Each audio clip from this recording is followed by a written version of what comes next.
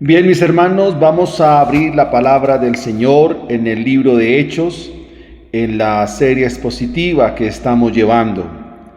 La sección que estaremos estudiando en la mañana de hoy corresponde al capítulo 22, versículos 22 al 29. Hechos, capítulo 22, versículos 22 al 29. El título de nuestro sermón en esta mañana es el triunfo del Evangelio ante un mundo hostil. El triunfo del Evangelio ante un mundo hostil. En el relato que Lucas nos está dando y que nos está informando acerca del trasegar de la vida del apóstol Pablo, nos quiere mostrar que estando ya el apóstol en Jerusalén, y en su discurso de mostrar la obra del Evangelio, mostrar la obra del Señor en su vida, y al mismo tiempo mostrar la obra del Señor en los gentiles, es cortado de tajo por una multitud que está exacerbada y atestada en su religiosidad. Es así como Pablo entonces presenta su conversión, relata cómo el Señor le llamó, pero al mismo tiempo está relatando cómo el Señor lo comisiona para llevar el Evangelio a los gentiles. Así que en su discurso o en su presentación acerca de su testimonio es interrumpido por la turba que lo escucha hasta cierto punto. Esto deja ver la ceguera espiritual en la cual están envueltos. Están ensimismados en su religión. El resultado de lo que hacen y dicen es el fruto de un corazón sumergido en la religión. Esta multitud religiosa es ahora fuerte opositora al Evangelio. Lo triste de esto es que no pueden ver el Evangelio aunque han escuchado de él. ¿Quiénes son estos religiosos? Eran judíos ortodoxos que vivían en Jerusalén, de los cuales se dice en Hechos 21:11, recordemos este texto, porque es el Espíritu Santo mismo quien avisa a Pablo que los judíos en Jerusalén le atarían y le entregarían en manos de los gentiles. Esta multitud que aparece aquí frente a Pablo y que lo cortan en lo que él está comunicando, son un fiel reflejo de cómo la religión enceguece y envuelve a las personas. Ellos tenían la Biblia, es decir, el Antiguo Testamento, asistían fielmente al templo, ayunaban 2 veces por semana, diezmaban de todo lo que ganaban, eran fieles al día de reposo, fieles a su religión, pero no se daban cuenta que navegan un barco que va rumbo al infierno. Debemos ser conscientes que mucho de lo que se llama cristianismo en la actualidad solo ha cambiado en lo externo y se sigue viviendo una vida religiosa, una vida periférica, una vida externa, que solo desdibuja lo que en nuestros días se llama religión. Sigue siendo el mismo rótulo, pero no ha cambiado el corazón. Me temo que mucho de lo que se denomina cristianismo en nuestros días y todo lo que se da en los círculos evangélicos solo cambiaron su fachada, solo se cambió la imagen, pero no se da el cambio en el corazón. La misa la cambiaron por el culto, el sacerdote lo cambiaron por el pastor, la bruja o adivina por la profeta, la lectura de las cartas o la lectura de la mano la cambiaron por la lectura supersticiosa de la Biblia. Muchos leen la Biblia como si estuvieran leyendo el horóscopo, las indulgencias por pactos y siembras económicas. Las visiones de la Virgen las han cambiado por visiones del infierno, del cielo, hasta del infinito y más allá. Esto es a lo que muchos en nuestros días le llaman cristianismo. Es probable que usted también venga fielmente a la iglesia, sea un buen diezmador, no falte a ninguna enseñanza de la congregación. Es más, usted puede estar dirigiendo un ministerio, puede estar siendo partícipe de una tarea o un encargo en la iglesia, pero esto solo lo puede estar viviendo de forma religiosa. Quizás sea su vida una vida sin salvación ni vida eterna. Es probable que honres a Dios de labios, pero que tu corazón esté lejos de Él. En otras palabras, eres un sepulcro blanqueado. Ahora bien, esta multitud que está frente a Pablo pidiendo su cabeza, ¿qué debieron haber hecho? ¿Qué era lo consecuente? ¿Qué era el resultado de haber escuchado el Evangelio, el brillo del Evangelio en la vida de este perseguidor de la iglesia? Cuando ellos escucharon al apóstol Pablo y cómo Dios transformó su vida, debieron haber honrado a Dios, debieron haber dado gloria al Señor y debieron haber venido a Cristo en arrepentimiento y fe. Eso es lo que se esperaría que hubieran hecho.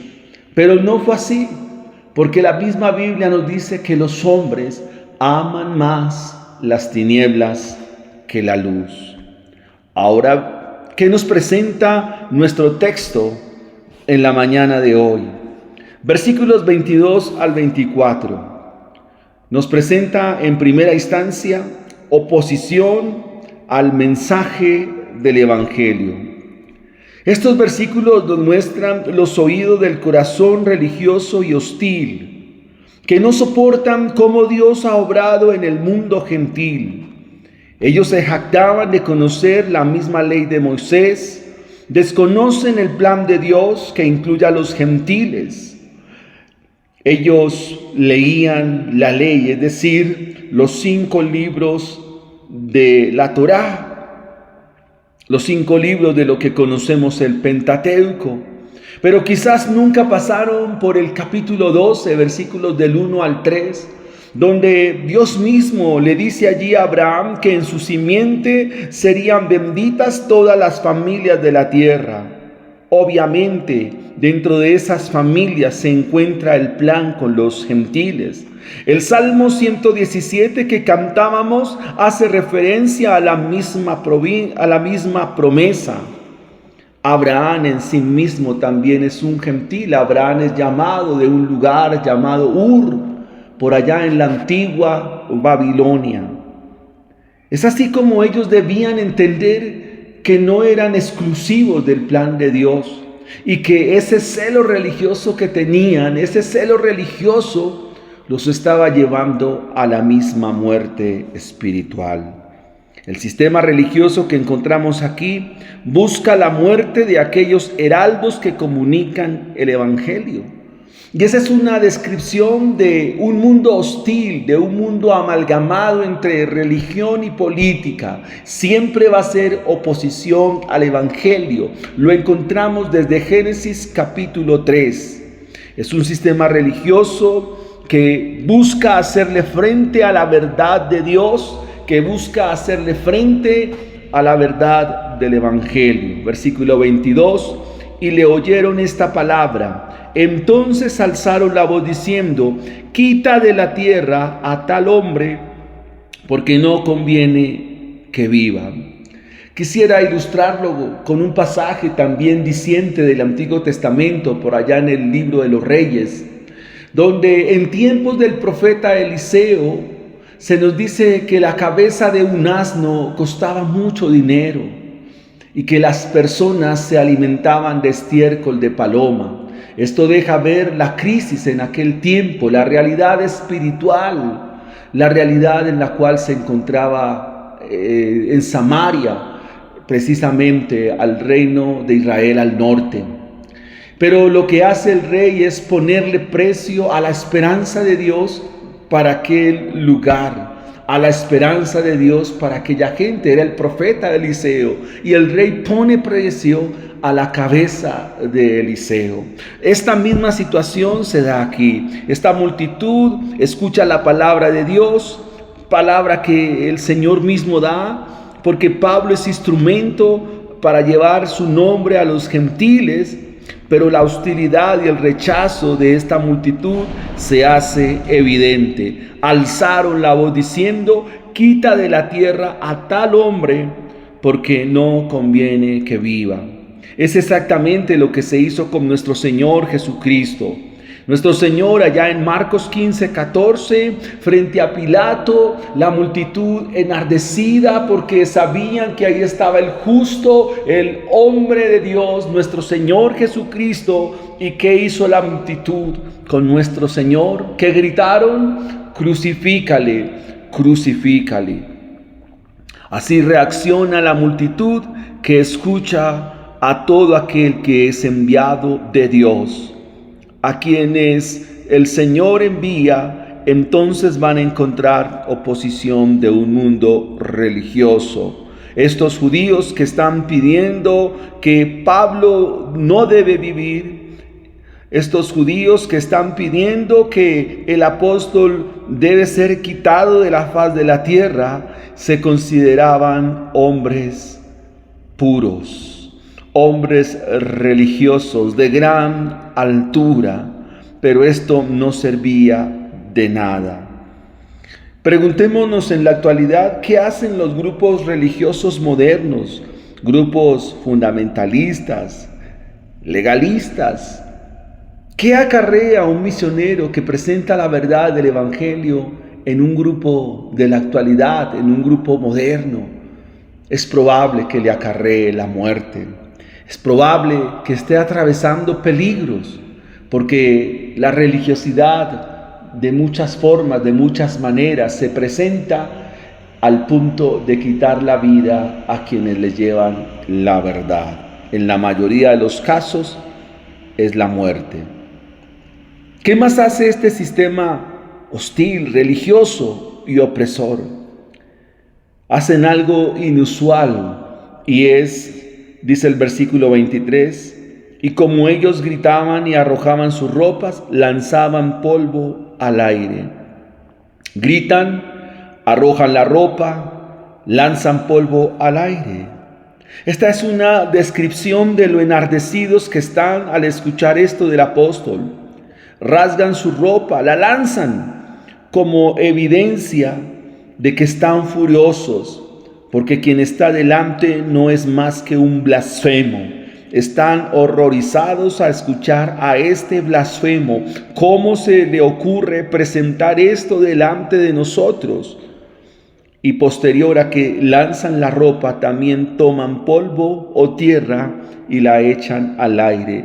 Y eso solo describe la condición de hombres que están ensimismados, que están atestados de un corazón religioso enceguecido, que ven la verdad como algo que no tiene nada que ver con ellos y que demanda que quien porte la verdad debe morir. Y esto nos lleva a que también nosotros ahora aquí hoy, como cristianos de este lugar, podamos pensar en nuestra iglesia. ¿Cuánto legalismo en la iglesia?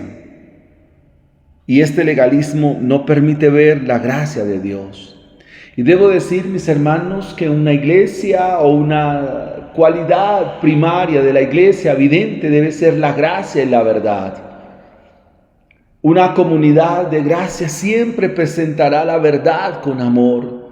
No será una verdad dada con dos palos en la mano, sino que será una verdad con gracia. Eso dimite el legalismo, eso dimite la religiosidad y nos permite ver más allá de nuestro entendimiento, porque la gracia de Dios va más allá de lo que pensamos o imaginamos. ¿Cómo nos ponemos? cuando nos cambian el formato? ¿Cómo nos ponemos cuando nos cambian las estructuras religiosas que quizás hemos abrazado por años? Amamos tanto las tradiciones que aún ponemos las tradiciones por encima de la palabra de Dios. Cambiamos el poder, la jerarquía, por humildad y servicio. Nadie es más que nadie. Somos los siervos, estamos llamados a servirnos los unos a los otros. Es lo que nos dice el Evangelio. ¿A cuántos en nombre de lo que creemos los hemos crucificado? Tal vez hemos pedido la cabeza de ellos porque no soportamos que de pronto nos traigan una opción en gracia, una opción que tiene que ver con el cambio de la iglesia y el avance del Evangelio, pero nos incomodamos, nos molestamos. ¿Cuánto necesitamos el Evangelio, verdad? Esto nos muestra el segundo punto de nuestro sermón en esta mañana. En medio de esta dificultad, en medio de esta realidad que está viviendo el apóstol, vamos a ver desde el versículo 24 al versículo 26, provisión ante la prueba por el Evangelio. La situación no es fácil para el apóstol. La decisión del tribuno es ingresarlo a la fortaleza. Dice el versículo 24, mandó el tribuno que le metiesen en la fortaleza y ordenó que fuese examinado con azotes para saber por qué causa clamaban así contra él. Aquí vemos cómo se combinan las dos realidades de un sistema antidios. Por un lado la religiosidad o la religión y del otro lado la política. El tribuno no sabe por qué la multitud está así frente al apóstol. No tienen claridad acerca al respecto. Pero la decisión que toman es ingresarlo a la fortaleza y por medio del azote extraer información a ver por qué esta multitud está pidiendo su cabeza. Esta es una prueba para que el que anuncia el Evangelio se ve a pasarla, es decir, el apóstol. Aquí se encuentran amalgamados dos elementos que describen muy bien el sistema antidios o el sistema anticristiano. Por un lado tenemos el elemento religioso y de otro lado el elemento político. Esta es una fiel descripción de lo que la Biblia nos cuenta de tiempo a tiempo. Un sistema que estará hasta el último día, hasta cuando nuestro Señor Jesucristo venga. Esto es lo que la Biblia describe, por ejemplo, en el libro de Daniel, como el sistema bestial. Daniel vio 4 bestias. Y estas 4 bestias eran la forma como por medio de la visión se describe el sistema antidios. Un sistema que se opone al Evangelio. Es lo mismo que nos cuenta el libro de Apocalipsis. El libro de Apocalipsis se escribe para dar consolación a la iglesia. La iglesia al final del primer siglo de la era cristiana están bajo el dominio de un emperador Domiciano, que es un emperador cruel, despiadado, salvaje, que mata a los creyentes por medio de fiera, por medio de bestias. Pero Dios les escribe para decirles que Él los guarda, y a través de toda la Biblia, el libro de Apocalipsis trae enseñanzas de cómo Dios ha guardado a su pueblo cuando están inmersos o están en medio de un sistema hostil, de un sistema religioso. Es lo que nos deja ver el libro y la Biblia en general. Dios tiene provisión para guardar a los suyos. Así como Pablo es guardado en este momento, así como los creyentes son guardados al final del primer siglo de la era cristiana, así como Dios guardó a los antiguos, también a nosotros nos guardará por su poder y por su gracia. Vemos la provisión divina para el que anuncia el Evangelio. Versículo 25.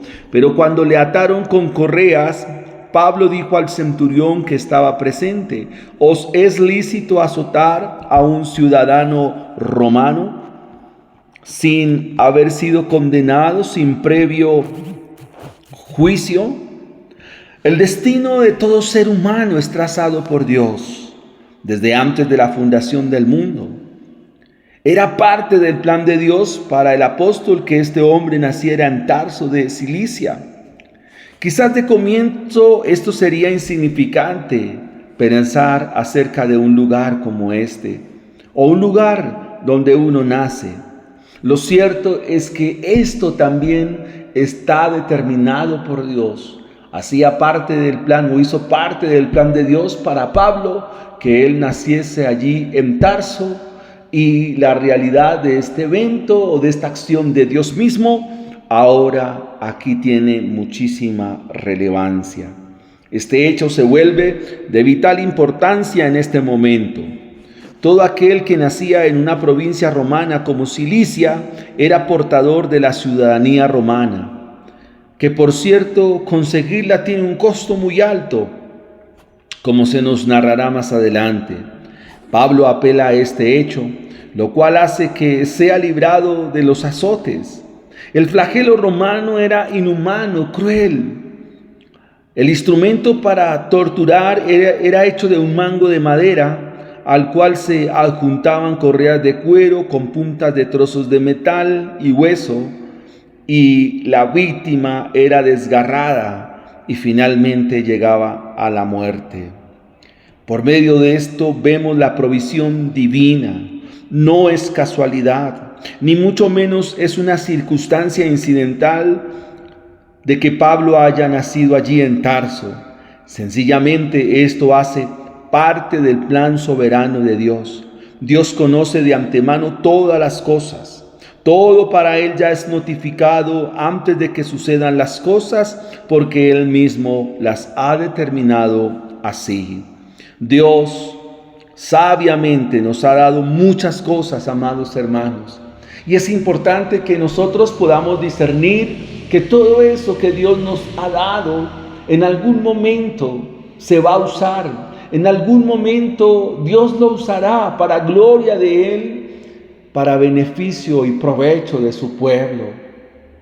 Pedimos que en este momento podamos tener el discernimiento suficiente, el discernimiento adecuado para saber cómo eso que Dios nos ha dado lo podamos usar. Debemos ser conscientes que Dios nos ha dado destrezas, nos ha dado habilidades, nos ha dado una serie de cosas a nuestra vida y que estos son de mucha bendición, son de mucha gozo y alegría, y que en cierto momento nos pueden sacar avantes, como dije antes, para la gloria misma de Dios.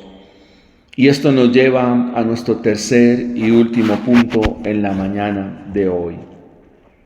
Versículos 26 al 29. De una identidad terrenal a una identidad celestial.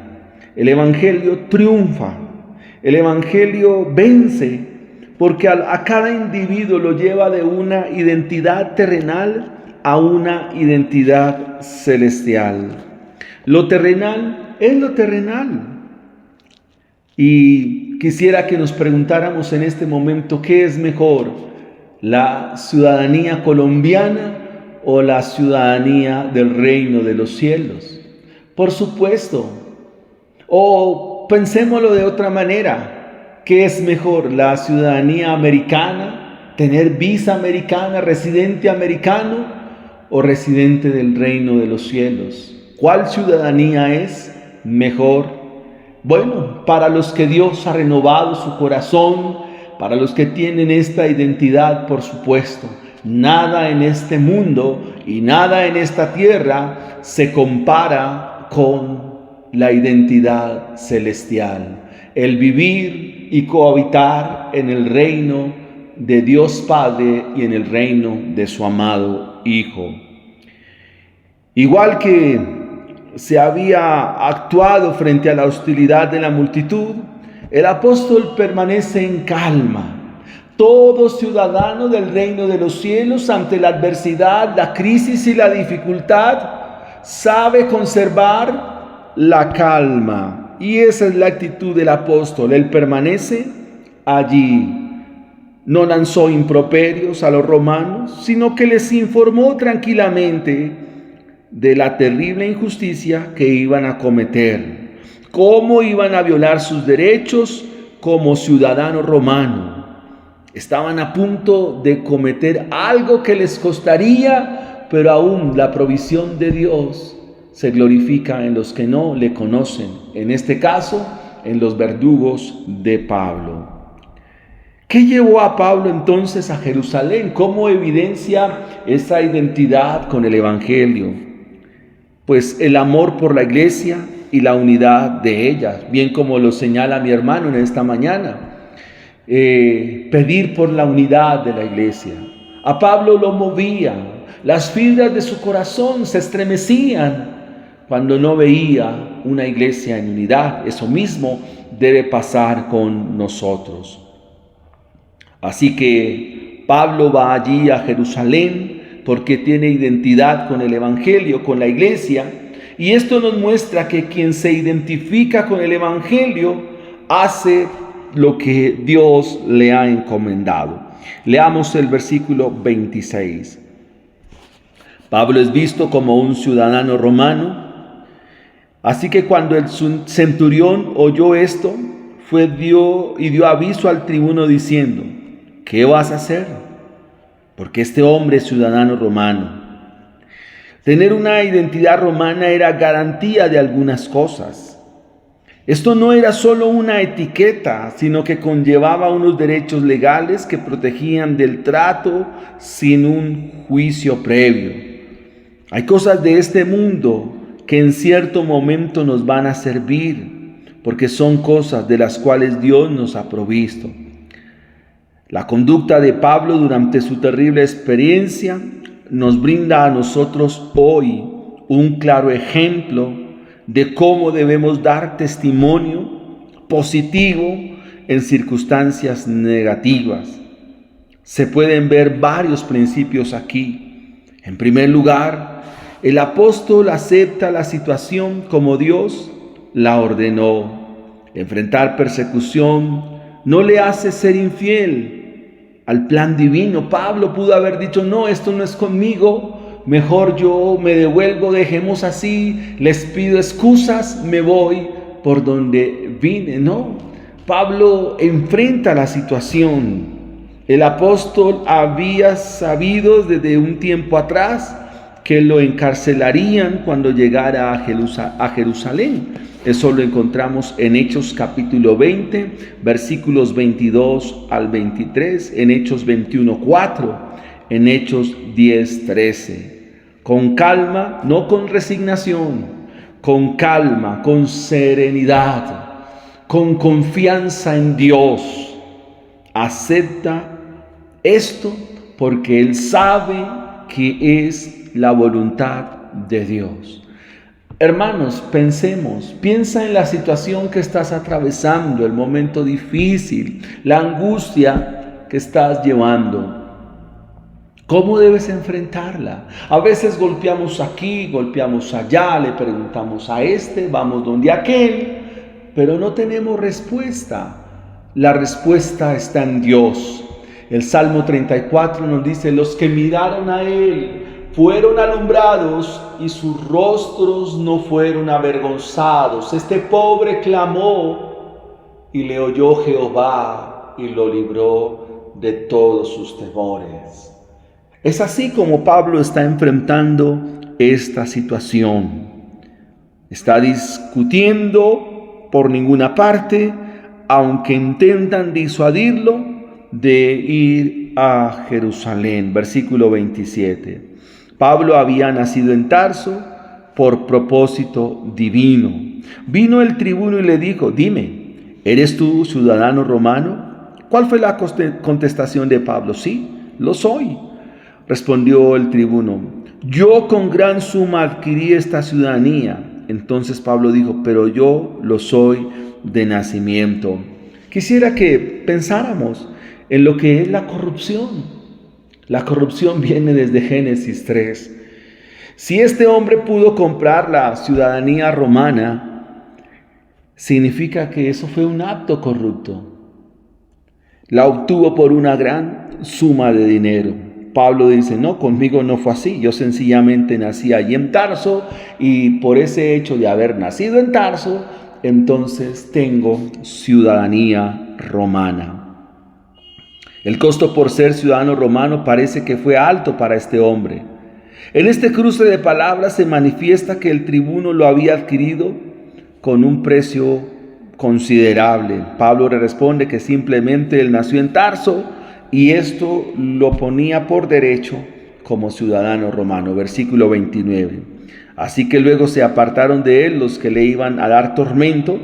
Importante esta palabra aquí porque tormento tiene que ver con que lo iban a golpear brutalmente. O sea, le iban a tensar. La persona era amarrada con los brazos al frente, su espalda quedaba como una seda y sobre su espalda entonces se aplicaba el flagelo, el latigazo romano, ya lo describimos antes. Dice que quienes le iban a dar tormentos se abstienen, se retractan, porque Pablo es un ciudadano romano.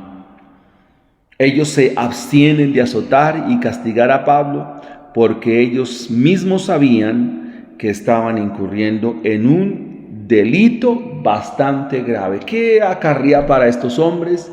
¿Qué consecuencias traería? La muerte también. La muerte. Por eso lo pensaron 2 veces. Pero volvamos al punto, mis hermanos. Nuestra identidad principal y nuestra mayor seguridad se encuentra en nuestra ciudadanía celestial como hijos de Dios a través de la fe en Jesucristo. Esta ciudadanía nos da derechos y privilegios eternos que trascienden cualquier estatus terrenal y debemos vivir a la luz de esta realidad, valorando lo eterno por encima de lo temporal.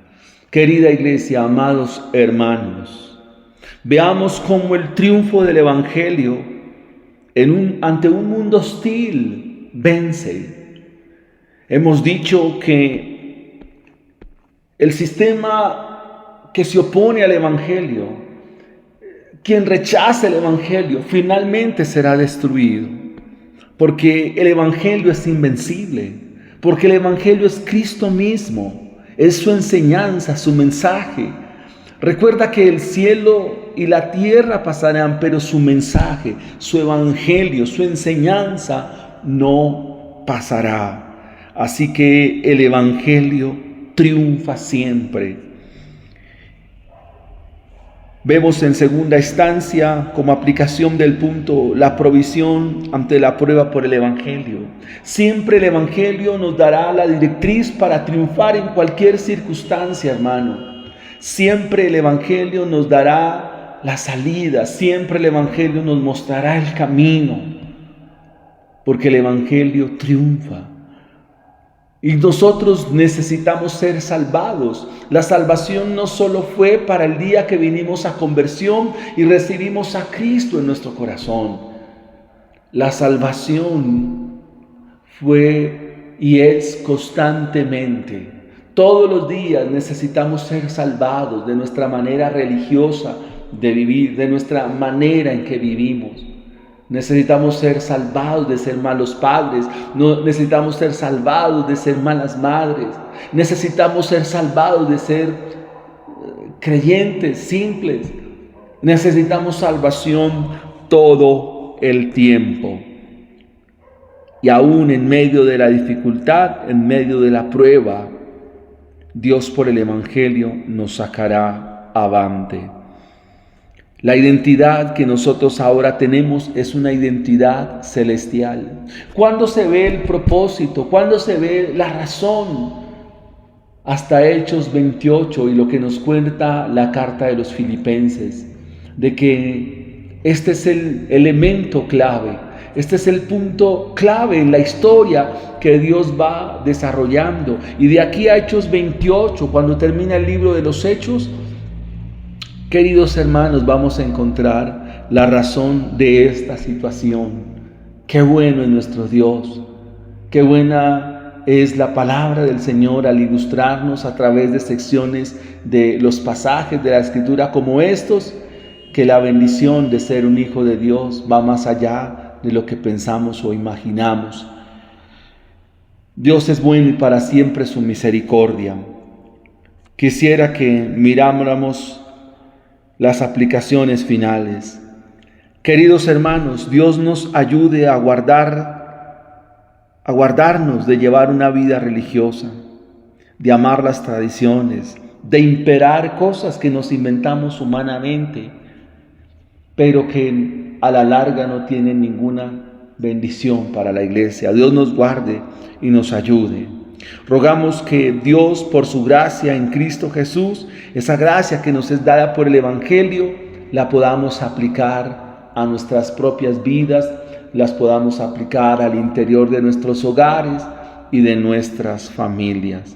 Dios nos guía a discernir que todo lo que Él nos ha dado en algún momento nos va a ser útil. Y finalmente, amados hermanos y querida iglesia, si nuestra identidad es con el Evangelio, será una iglesia que pensará más en lo eterno y no tanto en lo terrenal. Dios les bendiga, mis hermanos, oremos al Señor. Padre, yo te doy gracias a ti en este momento. Te doy gracias por la bendición que tenemos, oh Dios mío, de venir delante de ti y poder presentarnos al espejo de tu palabra, donde debemos considerar nuestra vida religiosa, nuestra vida quizás legalista, fanática, pero oh Dios, ayúdanos por favor. Bendiga, mi Señor, la vida de mis hermanos, la vida de la iglesia. Bendiga, oh Dios, la vida de todo aquel, Señor, que vive para ti. Guárdalo. Permítenos cada día más amar la verdad y aborrecer las tinieblas. Oh Dios, rogamos tu bendición, tu guianza y tu sabiduría. Ayúdanos como iglesia, fortalécenos. Ruego por mis hermanos que están atravesando un momento difícil, un momento adverso. El Evangelio siempre va a triunfar. El Evangelio siempre saldrá avante y todos aquellos que confiamos en Él. Por demás, Padre Santo, que tu iglesia y tus hijos sean benditos de Jehová, el Dios Altísimo. Lleva en paz y en seguridad a mis hermanos, guárdalos, ayúdalos y favorécelos en todo. Que la paz tuya, la paz que sobrepasa todo entendimiento, guarde nuestros pensamientos y nuestros corazones en Cristo Jesús, Señor nuestro. Damos gracias a ti. Amén y amén. Dios los bendiga, hermanos. Un abrazo y feliz día para todos.